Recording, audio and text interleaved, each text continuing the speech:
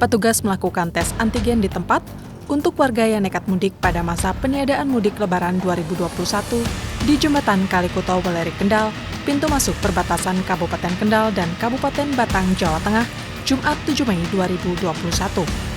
Sejumlah mobil dengan plat nomor Jakarta dan dari luar Jawa Tengah dilakukan pemeriksaan secara langsung oleh petugas di pos penyekatan.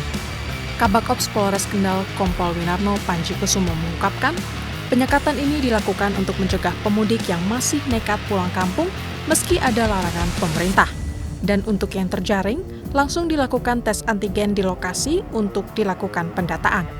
Melaksanakan penyekatan terhadap para pemudik terutama yang berasal dari luar kota, baik itu dari Pekalongan, Jakarta, mungkin dari arah barat, sehingga kami secara selektif prioritas untuk mencari masyarakat yang mengarah ke arah Kendal. Apabila dari masyarakat tersebut tidak memiliki surat rapid test, kita langsung menyediakan petugas dari Urkes dan dari Dinkes.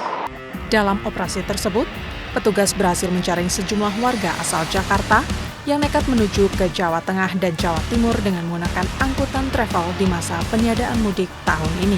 Sementara itu, penumpang yang nekat tersebut mengaku sudah sangat lama tak bertemu keluarganya.